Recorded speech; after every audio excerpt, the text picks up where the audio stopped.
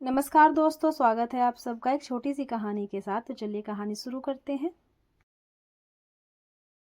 बड़े जतन से आलोक और वाणी ने बेटे शिखर को पाया था। धीरे धीरे वाणी महसूस करने लगी थी कि पति आलोक धृतराष्ट्र की तरह पुत्र मोह में बंधे जा रहे हैं।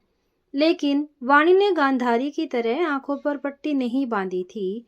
मुबारक हो, बेटा हुआ है, नर्स ने आलोक की गोद में बच्चे को देते हुए कहा।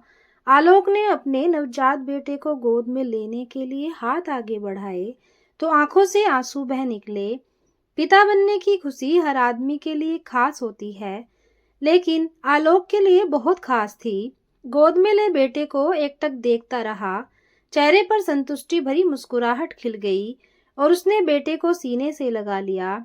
मन ही मन खुद से वादा किया कि मैं सारी दुनिया की खुशी अपने बच्चे को दूंगा, वह भी बिना मांगे। आलोक और वाणी की शादी को 8 साल बीत चुके थे, लेकिन वे संतान सुख से वंचित थे। इन 8 सालों में उन दोनों ने न जाने कितने डॉक्टर बदले और कितने ही मंदिरों की चौखटों पर माथे भी रगड़े। अनगिनत मन्नतें, हवन, यज्ञ, जिसने जो उपाय बताया वह किया। जब इंसान चारों तरफ से निराश होने लगता है तो इन सब अंधविश्वासों के घेरे में आ जाता है, लेकिन इन सब से कोई फायदा नहीं होता। इसलिए इन दंपत्ति यानी आलोक और वाणी का भी कोई फायदा नहीं हुआ। रिश्तेदार तरह तरह के उपाय उपचार बताने के साथ ही कभी सामने तो कभी पीछे ताने मारते थे। कोई सहानुभूति के नाम पर हे दृष्टि से देखता तो कोई अपने बच्चों को वाणी से दूर रखने की कोशिश करता। आलोक और वाणी सब समझने के बाद भी कुछ न बोलते, बस खून का घूंट पी कर रह जाते।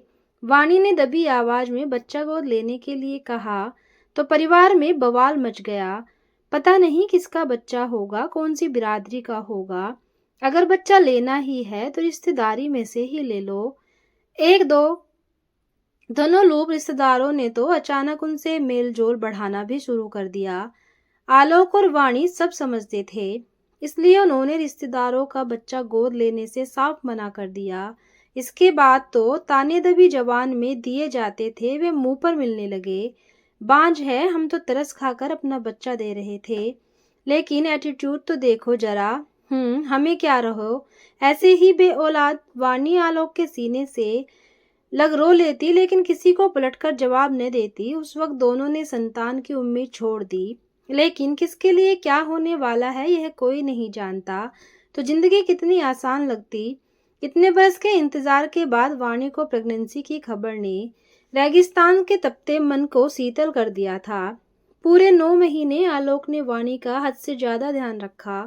रेगुलर चेकअप, खान पान, मूड स्विंग आदि सबको संभालता आलोक एक एक दिन गिन रहा था। वहीं रिश्तेदारों के मुंह पर ताले लग गए थे।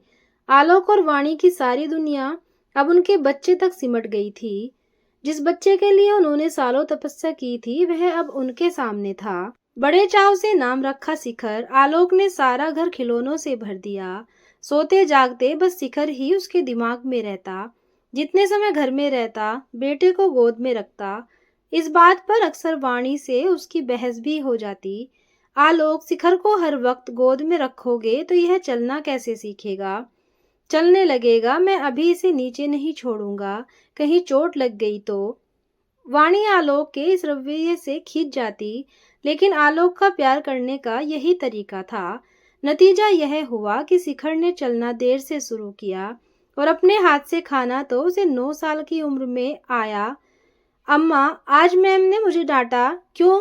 मैंने सान्या को धक्का दिया था, कहकर वह शरारत से मुस्कुरा दिया। उसकी बात से वाणी को बहुत तेज गुस्सा आया, तो आलोक ने हंसकर बात टाल दी। मैं कल तुम्हारी टीचर से मिलकर आता हूँ, ऐसे कैसे डांट सकती है मेरे क्यूट से बच्चे को? आलोक, यह गलत है, शिखर ने गलती की है और तुम उसे शय दे रहे हो। आलोक ने वाणी की बात अनसुनी कर शिखर को गोद में उठा लिया। वक्त अपनी रफ्तार से आगे बढ़ रहा था और शिखर भी बड़ा होने लगा। आलोक बेटे के मुंह से निकली हर बात पूरी करता, फिर वह जायज हो या नाजायज। ऐसा नहीं था कि वाणी अपने बेटे को कम प्यार करती थी, लेकिन वह समझती थी कि अच्छी परवरिश के लिए सख्ती भी जरूरी है और आलोक को भी समझाती। लेकिन आलोक ने तो खुद शिखर को कुछ कहता और न ही वाणी को कहने देता। आलोक के इसी रवैये के कारण 14 साल का शिखर एक जिद्दी और बिगड़ैल किशोर बन गया। अपनी जिद मनवाने के लिए उसे बहुत ज्यादा कोशिश नहीं करनी पड़ती थी। जिस दोस्त के पास जो चीज देख लेता वही उसको भी चाहिए होती थी। अगर कभी वाणी मना कर देती तो शिखर जोर जोर से चिल्लाता और हंगामा खड़ा कर देता, क्योंकि उसे तो बचपन से ही मन की करने की आदत थी। वाणी के लिए यह सब बर्दाश्त से बाहर था, लेकिन आलोक उसे कुछ नहीं देता। सच तो यह था कि आलोक अब खुद भी शिखर के जिद्दी स्वभाव के चलते अंदर ही अंदर परेशान था, लेकिन धृतराष्ट्र की तरह पुत्र मोह में बंधा था। ऐसा मोह संतान का सर्वनाश करता है, यह बात उसकी समझ में नहीं आ रही थी।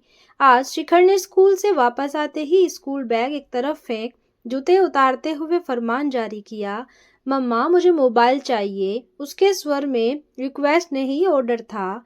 वाणी ने शिखर को पलटकर देखा और खाना लगाते हुए ही बोली, तुम्हें फोन की क्या जरूरत है? मेरे सब दोस्तों के पास फोन है, एक मेरे ही पास नहीं है। ठीक है, मेरा पुराना फोन रखा है, उसे ले लेना। पुराना? क्या बोल रही हो? मैं पुराना फोन यूज करूंगा, मुझे नया फोन चाहिए। रोब के साथ चिल्लाते हुए वह बोला, शिखर रहने दो मम्मा, मैं पापा से बात कर लूंगा, आप तो मुझे प्यार ही नहीं करती। वाणी की बात बीच में ही काट शिखर पैर पटकता हुआ अपने कमरे में चला गया। वाणी ने उससे बहस करना ठीक नहीं समझा। पिछले कुछ समय से खर्चे बढ़ गए थे, नया मकान लिया था और कार की इंस्टॉलमेंट भी जाती थी।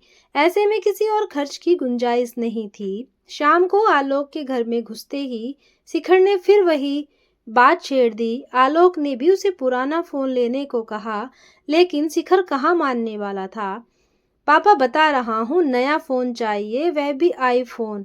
आलोक पहली बार किसी बात के लिए शिखर को मना करते हुए बोला, नहीं बेटा, अभी मैं इतना खर्चा नहीं कर सकता, नया फोन कुछ महीने बाद दिलवा दूंगा, तब तक पुराने फोन से काम चला लो। शिखर के लिए यह अविश्वसनीय था कि पापा किसी बात के लिए उसे मना कर दें। वह आंखें फाड़कर आलोक को देख रहा था। गुस्से से शरीर कांप रहा था, चेहरा लाल हो गया था। मतलब आप मुझे फोन नहीं दिलवा रहे हो? बेटा मेरी बात तो समझो, मैं मजबूर हूँ। वाणी वहीं खड़ी सब देख रही थी और उसे आलोक का बेटे के सामने इस तरह मजबूरी जताना बिल्कुल अच्छा नहीं लग रहा था। इससे पहले वह कुछ कहती, शिखर चिल्लाया, पापा अगर कल मेरा फोन नहीं आया तो? आलोक ने कहा, मैं सुसाइड कर लूंगा। पापा? आलोक सुन्न हो गया। उसका 14 साल का वह बेटा जो उसकी जिंदगी का केंद्र था उसे मरने की धमकी दे रहा था। सहसा आंखों के सामने आए दिन अखबारों में आने वाली आत्महत्या की खबरें घूम गई। आलोक से खड़ा नहीं रहा गया, वहीं फर्श पर बैठ गया। अगर शिखर ने कुछ कर लिया तो मैं कैसे जी पाऊंगा? चक्कर आ गया, दोनों हाथों से सिर पकड़ लिया। तभी एक आवाज से चौंक कर ऊपर देखा। चटाक! वाणी ने शिखर को खींचकर चांटा लगाया और एक पर नहीं रुकी, लगातार मारती रही। तुझे मरना है ना? ठीक है, इस घर में आज तक तेरी हर बात मानी जाती रही है, यह भी मानी जाएगी। बोल कैसे मरना है? और शिखर को खींचते हुए बालकनी की ओर ले जाने लगी। चल तुझे यही 10वें फ्लोर से धक्का देकर किस्सा खत्म करती हूँ। शिखर को ऐसी उम्मीद बिल्कुल भी न थी, वह तो सिर्फ डरा रहा था। लेकिन माँ का यह रूप देखकर बुरी तरह घबरा गया। वाणी का गुस्सा देख उसे लगा वह सच में शिखर को बालकनी से फेंक देगी। नहीं मम्मा, मुझे नहीं मरना। सॉरी मम्मा, सॉरी। वाणी ने शिखर का गिरेबान पकड़ लिया। कान खोलकर सुन ले, आज कह रही हूँ, दोबारा नहीं कहूंगी। बेशक तुझे हमने बड़ी मन्नतों से पाया है और तू हमें बेहद प्यारा भी है, लेकिन हमारे प्यार का गलत फायदा उठाने की कोशिश मत करना। तेरी कोई भी जिद और बदतमीजी आज के बाद इस घर में बर्दाश्त नहीं होगी। और हाँ, जब मरने की इच्छा हो मुझसे कहना, मैं अपने हाथों से तेरी जान लूंगी। लेकिन इस तरह की सुसाइड की धमकी से डरकर नहीं रहेंगे हम। तेरे पापा ने हमेशा तुझे हद से ज्यादा प्यार दिया, बहुत बार समझाया भी मैंने, लेकिन उन्हें तेरे प्यार के सामने और कुछ दिखा ही नहीं था। वे भूल गए थे कि भय बिनु होए न प्रीति। आलोक ने वाणी की तरफ देख सहमति में सिर हिला दिया। तो दोस्तों, ये थी एक छोटी सी कहानी। आपको कैसी लगी कमेंट करके ज़रूर बताना। धन्यवाद।